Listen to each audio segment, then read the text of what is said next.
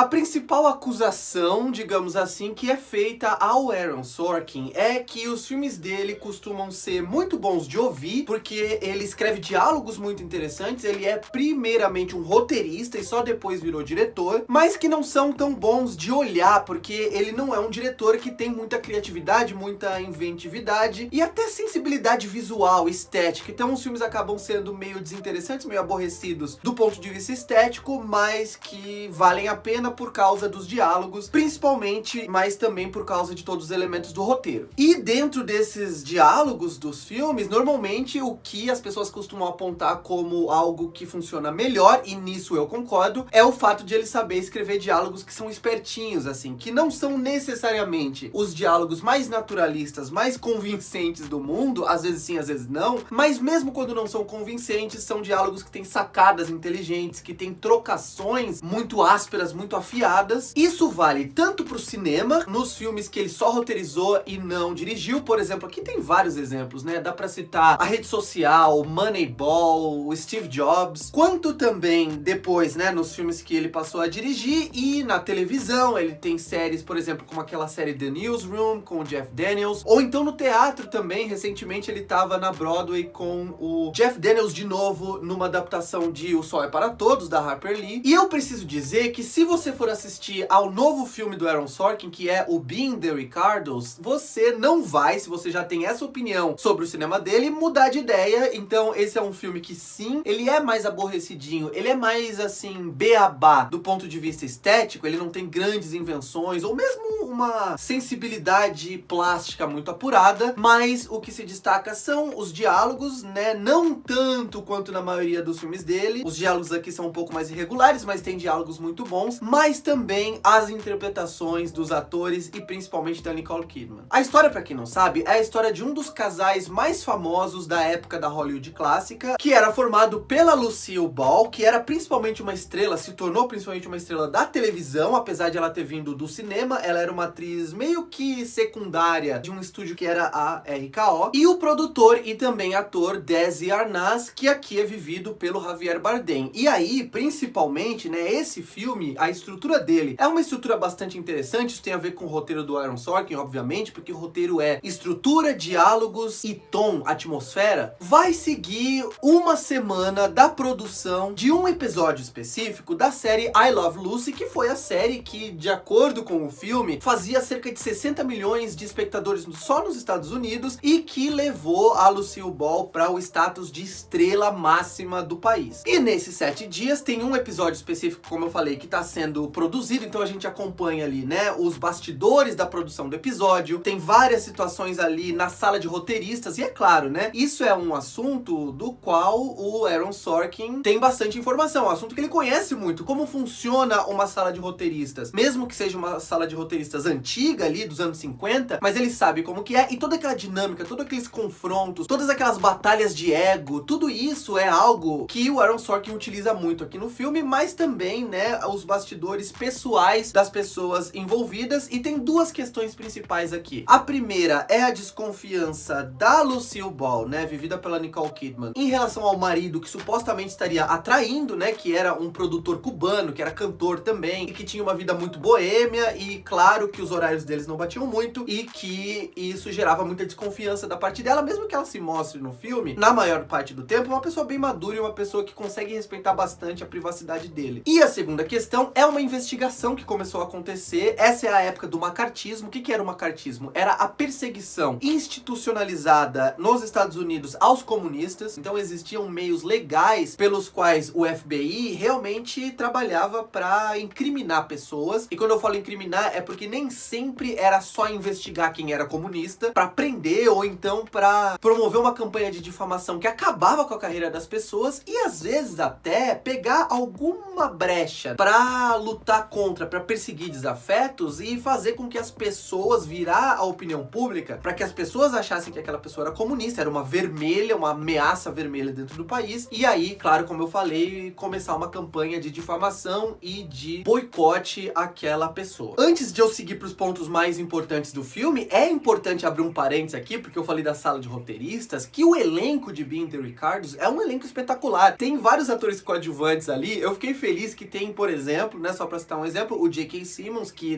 dispensa comentários. Mas o filme marca o reencontro do Tony Hale e da Alia Shawkat, que eram colegas de elenco de Arrested Development, pra quem assistia a sitcom, que é uma das minhas favoritas, e eles estão muito bem no filme. É um elenco muito afiado. Eu preciso destacar também a Nia Arianda, que faz a personagem coadjuvante ali, né? Assim como o J.K. Simmons, a Alia Shawkat era uma das roteiristas e o Tony Hale era o produtor executivo da série. Mas a Nia Arianda, que faz uma personagem coadjuvante, ela tem, assim, né? Mesmo que o filme não desenvolva muito a história dela, os conflitos dela, a gente tem, assim, glimpses, né? A gente tem algumas indicações dos problemas, dos conflitos que ela tem, e é uma performance, assim, muito sensível. Então, da parte do elenco e do ponto de vista também de roteiro, eu acho que é um filme bastante competente. Tem, por exemplo, ali, né, uma conversa que a Lucille Ball e essa roteirista vivida pela Alia Shawkat tem, que é uma conversa longa, né, que você consegue ver que é o momento, um daqueles momentos em que o Aaron Sorkin tá mais orgulhoso, assim, né, escrevendo freneticamente um diálogo que é cheio de troca de farpas, de mensagens subliminares, de coisas não ditas que ficam escondidas por trás das palavras que as pessoas realmente usam. E você percebe nessa dinâmica dessas duas mulheres, das três mulheres principalmente, uma dinâmica muito interessante entre admiração mútua, né, respeito mútuo, amizade, mas até certo ponto, porque também tem muito ressentimento, também tem muita inveja, também tem uma arrogância que vem principalmente da Lucille Ball, que também torna ela uma pessoa um pouco mais tridimensional. Ela não é um arquétipo da paladina que tava lutando para que os roteiros da série dela fossem melhores, apesar de ela ser uma mulher, e isso é legal da construção da personagem. Ela é uma mulher muitíssimo inteligente. O filme mostra muito pra gente como ela é inteligente, como ela tem, né, sensibilidade artística muito apurada, e mesmo que ela esteja interpretando uma personagem que era meio burra, que é um dos pontos que as duas estão conversando ali naquele diálogo que eu citei, mas ela é muito mais inteligente do que isso, e esses confrontos, né, dela com o diretor, com o produtor executivo, com os roteiristas e com os colegas de elenco, são, pra mim, a parte que eu mais gosto do filme. E aí, é óbvio, gente, que entre o Javier Bardem e a Nicole Kidman tem uma diferença simples, que é o Javier Bardem, de certa forma, parece que ele tá interpretando o mesmo personagem fora da série I Love Lucy que o personagem que ele interpretava na série. Já a Nicole Kidman, você percebe muito bem as duas mulheres, né? Quem é a Lucille Ball e quem é a Lucy, e como ela utiliza certos elementos da construção da personagem de maneira planejada, calculada e inteligente. Então, nesse ponto, eu acho que a atuação do Javier Bardem é funcional pro filme, mas não é uma grande interpretação, como é sim a da Nicole Kidman, que é ainda, gente, beneficiada por uma maquiagem muito competente, porque esses filmes de Hollywood, né, normalmente filmes que querem ambicionar premiações, Oscar, tudo mais, que colocam muita maquiagem sobre o rosto de um ator famoso, pra mudar a idade, pra mudar o formato do rosto, normalmente acabam sendo chamativos demais, né, acabam sendo exagerados demais. É só pensar, por exemplo, no Gary Oldman vivendo o Churchill em O Destino de uma Nação, por exemplo. Mas no caso da Nicole Kidman, é óbvio que tem muita maquiagem ali, é óbvio que ela tem uma prótese muito óbvia no rosto, o formato do rosto é diferente, o formato da arcada dentária, da boca, e a idade também é diferente, né, porque em todas as idades que a Lucille Ball tá vivendo ali, porque o filme também tem vários flashbacks, ela é muito mais jovem do que a Nicole Kidman é hoje. E aí eu preciso falar que o fato de a maquiagem ser sutil, somado, claro, ao talento da Nicole Kidman, que é inegável, resolve principalmente nas sequências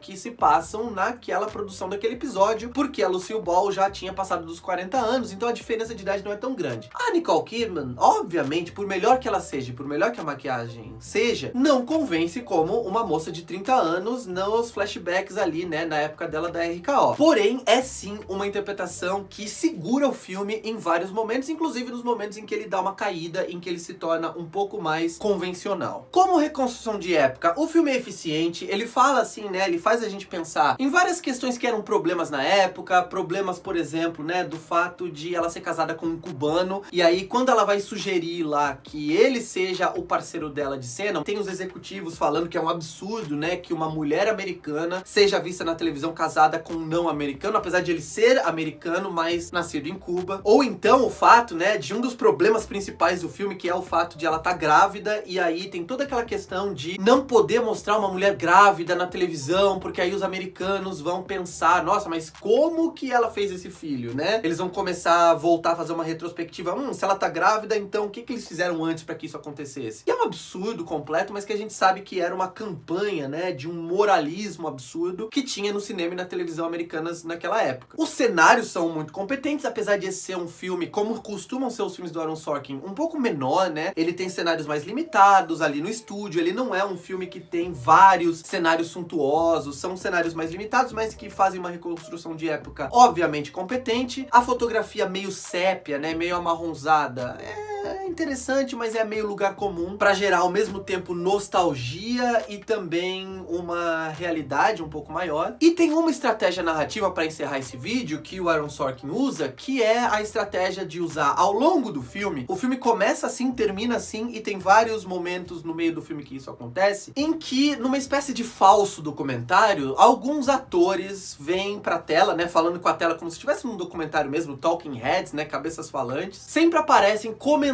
o que tinha acontecido naquela época. Então são algumas das pessoas envolvidas na história que reaparecem em momentos específicos do filme como versões mais velhas, mas não são as pessoas reais, tá? Também são vividos por outros atores, mas comentando o que estava acontecendo, né? E comentando os conflitos daquela ocasião. E eu acho, particularmente, que essa estratégia enfraquece um pouco o filme, porque, primeiro, não contribui com nada, não dá nenhum insight diferente do que a gente já viu naquelas cenas, e também acaba gerando esse sentimento de flashback, né? Isso eu acho sempre meio problemático em filme, quando você tem aquela sensação de que tudo que você tá assistindo não é fresco, não é o que tá acontecendo agora, entre aspas, nesse pacto que a gente faz com o filme, né? A gente sabe que não é agora em 2021, mas quando você entra no filme, você quer acreditar que você está em 1940 e poucos, 1950. Mas quando a gente vê, né, o filme começar já nos dias de hoje, com esses atores interpretando as versões mais velhas daquelas pessoas, nos contando detalhes da história, a gente acaba meio que perdendo essa conexão mais direta com o tempo em que a história se passa. Aí quando a gente volta a começar a se sentir naquela época, o filme volta e mostra as pessoas de hoje em dia de novo. Então acho que é uma estratégia que não faz muito sentido, porque não ajuda e acaba atrapalhando em alguns momentos. De forma geral, como você deve ter percebido, eu achei um filme bem regular. Ele tem alguns elementos muito fortes, outros elementos bem